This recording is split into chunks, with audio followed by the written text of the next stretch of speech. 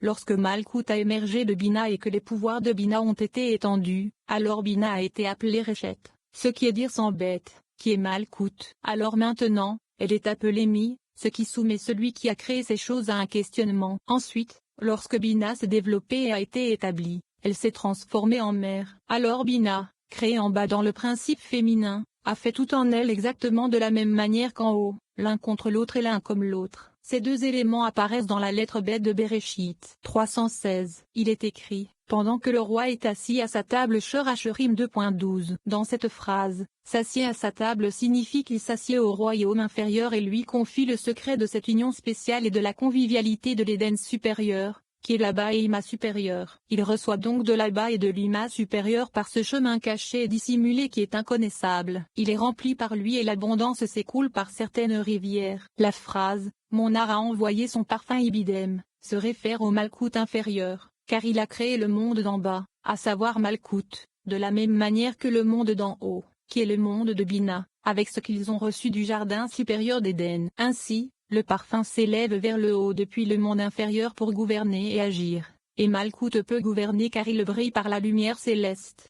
317. Le monde a été créé sous deux aspects, qui sont mâle et femelle, à savoir avec la droite et la gauche des 6 jours suprêmes, qui sont Zed, Gvura, Tiferet, Netza, Od et Ilzod de Ima. Ainsi, ces 6 jours ont été créés de manière à briller sur les hommes et les femmes du point de vue de leur côté droit, comme il est écrit, car en 6 jours, Hachem a fait le ciel et la terre. Shemot 31 2.17, ce qui signifie qu'en 6 jours, Zed, Gvura, Tiferet, Netza, Od et Ilzod de Ima, Hachem a fait le ciel et la terre, qui sont le mâle et la femme. Par cela, le mâle et la femelle ont reçu le côté droit. Ces 6 jours supérieurs creusèrent des chemins et firent 60 trous dans le grand abîme, qui est Ilzod Ima, et le aspect de la gauche des 6 jours, où chacun comprend d'autres 10. Ces 60 trous devaient donc conduire les eaux des ruisseaux dans l'abîme, dans le Ilzod du principe féminin de Zahir en Pin que l'on appelle abyssement. Ainsi, il est dit que ces 60 trous dans le abysse ont été créés par les 6 jours de création, les 6 jours suprêmes d'Ima- et est devenu la paix du monde. 31. Et la terre était sans forme. Le Zohar parle de 42 séquences de lettres uniques qui ont été créées pour aider à la révélation de la lumière dans tous les mondes. Ces 42 lettres constituent l'un des noms de Dieu les plus puissants qui existent. Les kabbalistes ont révélé ces séquences par le biais de la Nabko, une simple prière récitée quotidiennement qui transmet une énorme bénédiction, la prospérité, la guérison et le bien-être. Ce texte sur le pouvoir de la Nabko permet d'amplifier l'effet des 42 lettres dans nos vies. Zruratatirim un chak du Labko ananorata renu sagvenu amsharina kabel shamrem kvavayi uchadorsh jibor nagamlem tamid sidkat sharasham et arem barchem adateshana el tushabro shadosh shazin doshatechazokrep nelam shajeyaït alumot sedat sakatenu ushma kabel shavatenu ved lolam malkuteo gvod baruch. En silence. Balayage de la direction 318. Et la terre était sans forme et vide. Bereshit 2.2. Parce que l'amertume de la sécrétion du fruit, qui n'a pas mûri dans l'arbre, est restée dans le fruit, sauf lorsqu'elle a été absorbée par la terre. Parce que la terre existait déjà, mais qu'elle n'avait pas encore été colonisée, elle était sans forme et sans valeur. C'est pourquoi il est écrit, et la terre était opaque, pour indiquer qu'elle existait déjà. Plus tard, Malkout, qui est le monde, a été établi. Le monde est apparu, lorsqu'il a été inscrit par 42 lettres, qui étaient destinées à couronner le saint nom. 319. Lorsque les 42 lettres, qui ont été inscrites à l'intérieur de Malkout, sont combinées et forment des noms, alors les lettres montent dans le nom à 42 lettres de Bina, et descendent vers le principe féminin, qui est appelé le monde. Elles sont couronnées dans les 4 parties du monde, qui sont représentées par Shoma, Bina, Tiferet et Malkout à l'intérieur de Malkout. Alors, le principe féminin, qui est appelé le monde, est capable d'exister. À son tour, les mochines que Malkout recevant sont soutenues en elle par les bonnes actions des personnes dans le monde. La forme sous laquelle Malkout a reçu ces mochins est semblable au seau d'un anneau. Au fur et à mesure que chaque lettre des 42 lettres entrait et sortait, le monde était créé. Les lettres sont entrées dans le seau, qui est Bina, et se sont unies pour former les saints noms. Cela signifie qu'après avoir reçu le mochin, Malkout les a reçus et le monde a été créé. 320. Ces lettres frappèrent la verge du grand serpent et parcoururent 500 coudées à l'intérieur des gouffres de la poussière, ce qui est l'aspect du principe féminin. Après quoi, le grand abîme se leva dans les ténèbres. Les ténèbres couvraient tout jusqu'à ce que la lumière émerge pour percer les ténèbres et briller dans toute société anonyme perfection, comme il est écrit. il découvre les choses profondes dans les ténèbres, et fait sortir à la lumière l'ombre de la mort. Théo 12, 22.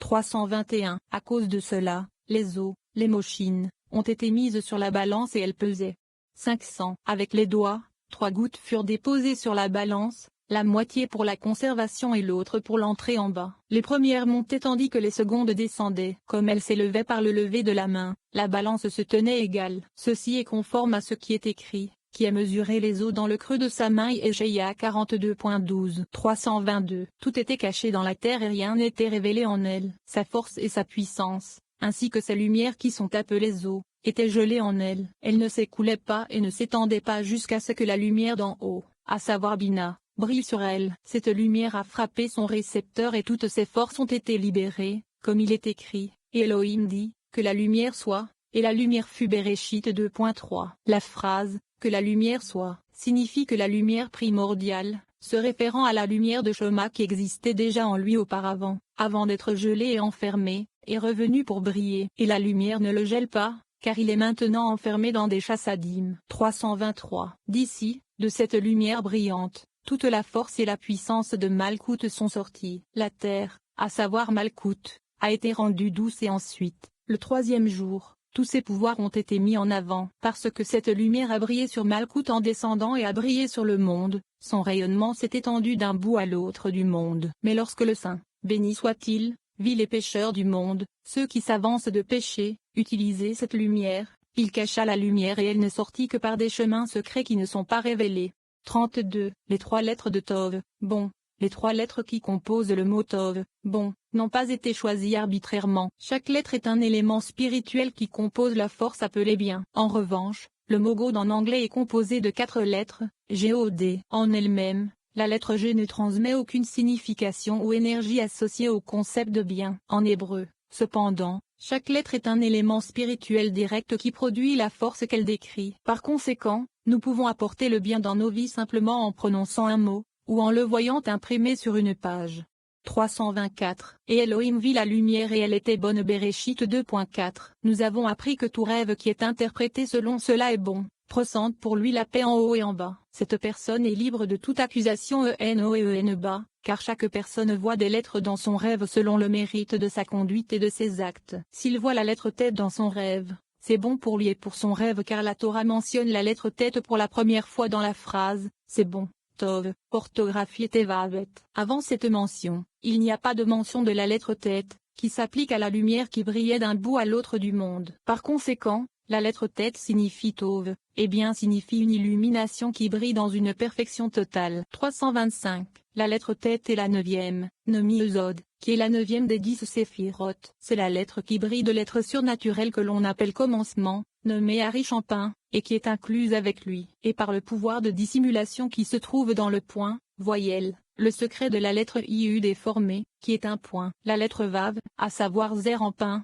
sort par la puissance de la lettre tête, et ainsi le ciel, Zahir en pin, est formé par elle. Lorsqu'il a été achevé, il a été formé par un point, qui a ensuite été caché à l'intérieur. Ensuite, le 2e point, qui s'étend de la lettre tête, brilla en son sein. 2 femmes, une supérieure et une inférieure, en sont sorties, de Zahir en pin. La supérieure est cachée et l'inférieure est révélée par le secret des 2 points, mais elle n'existe encore que par le pouvoir du point supérieur.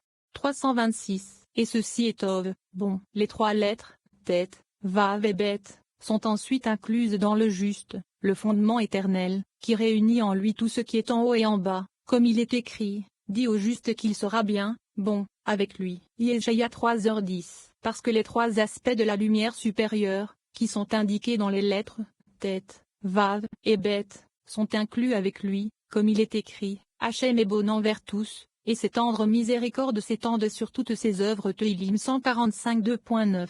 Il est écrit, pour tous sans préciser pour qui il est bon, afin de briller un jour particulier qui illuminera tous les autres. Ceci est une référence à Eusod, qui est le 6e jour et inclut les 5 jours précédents. Par conséquent, Eusod est appelé tout, et il est écrit, Hachem est bon pour tout, ce qui signifie que la bonté brille dans Eusod. Jusqu'ici, les mots sont généraux. Plus loin, ils seront expliqués en détail. 33. La correction face à face de l'homme et de la femme. Le Zohar commence une discussion concernant les secrets de la génération de la lumière par l'unification des royaumes spirituels de Zahir en pin et Malkout, qui est notre monde. Tout comme la lumière blanche du soleil contient les 7 couleurs de l'arc-en-ciel, la lumière du Créateur contient différents niveaux ou fréquences de lumière spirituelle. Celles-ci produisent différentes forces et différents degrés d'accomplissement. Le Zohar décrit les degrés de lumière que Malkout doit éveiller et Zahir Anpin doit transmettre au cours du processus d'unification. À leur création, les royaumes de Zahir Anpin et de Malkout se sont unis dos à dos. Grâce à ce qui peut être décrit comme une chirurgie spirituelle, ils se sont séparés et ont effectué une rotation de 180 degrés,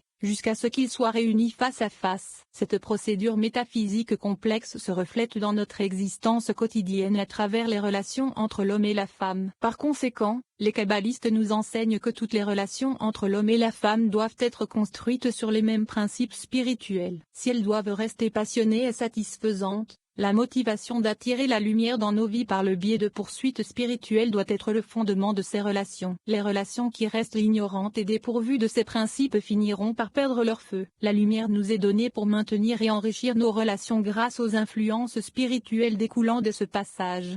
327. Au commencement, Bereshit, Elohim créa, et le secret, tu offriras un gâteau du premier, et Reshet, de ta pâte Bemidbar 15h20. C'est la Shema supérieure qui est appelée Reshet. Il y a une analogie entre ces deux versets. De même que le terme Reshet dans le second verset fait allusion à la Shema supérieure, il le est de même dans le premier. La lettre Bet de Bereshit, qui est dérivée du mot hébreu pour maison, est une allusion à la maison du monde, c'est-à-dire le principe féminin de Zahir Anpin. Lorsqu'elle reçoit le moshin de Shema et devient une maison pour l'habitation du monde. Elle est irriguée quand elle recevait le moshin de ce fleuve qui s'y jette, comme il est écrit, et un fleuve sortait d'Éden pour arroser le jardin. Bereshit 2h10. Et un fleuve qui recueille tout de la source céleste, dont les eaux ne cessent de couler, arrose le jardin. 328. Cette source surnaturelle était la première maison, qui est à Bahima, car les lettres, qui sont les vaisseaux, étaient complétées par un chemin étroit caché à l'intérieur de celle-ci. Thème. De cette source profonde, deux forces ont émergé, comme il est écrit, le ciel et la terre. Il n'est pas écrit le ciel, mais plutôt le ciel, avec et. Cela signifie que le ciel sort de cette source profonde, qui est la plus cachée de toutes, référence à l'aspect du chemin étroit dans Abba et Ima. La phrase et la terre signifie que cette rivière, nommée Israël, Saba et Tebouna, a produit cette terre. 329. Mais au préalable, la terre fut incluse dans le ciel. Et le ciel et la terre, nommément Zahir Anpin et son principe féminin, émergèrent comme un seul homme, s'accrochant l'un à l'autre par l'arrière. Quand le commencement général a brillé, quand le principe féminin a reçu le moshin de Shema qui est appelé commencement général, le ciel, nommé Zahir Anpin, a pris le principe féminin et l'a fait s'installer à sa place, car maintenant elle était séparée de lui. Zahir Anpin lui donna donc une place à elle, comme il est écrit, et là, cinquième et terre, dans laquelle cinquième et s'applique à l'ensemble des 22 lettres d'Aleph Ata qui sont les initiales des 330. Lorsque la terre s'est installée à sa place et a été séparée de l'autre côté du ciel, à savoir Zahir Anpin, la terre était sans forme et vide. Elle voulait continuer à s'attacher au ciel et ne faire qu'un, comme auparavant, parce que la terre voyait le ciel briller alors qu'elle, devenait sombre. Cette obscurité entourait le principe féminin jusqu'à ce que la lumière céleste vienne et s'étende vers elle et brille sur elle. Et elle fut installée à sa place pour regarder le ciel, Zahir Anpin,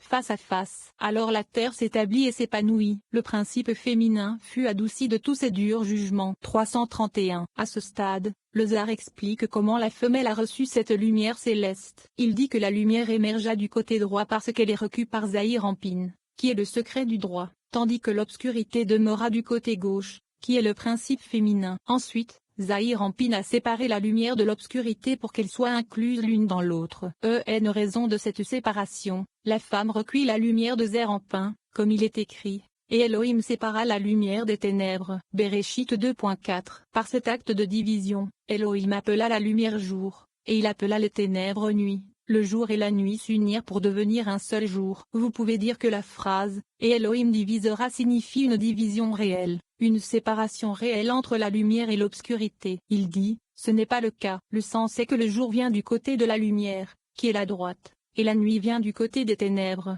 qui est la gauche. Lorsqu'ils ont émergé ensemble et se sont gouvernés comme un seul homme, il les a séparés. La séparation est venue de son côté, du côté de Zahir Anpin, afin qu'ils puissent se regarder face à face, s'attacher l'un à l'autre et devenir un.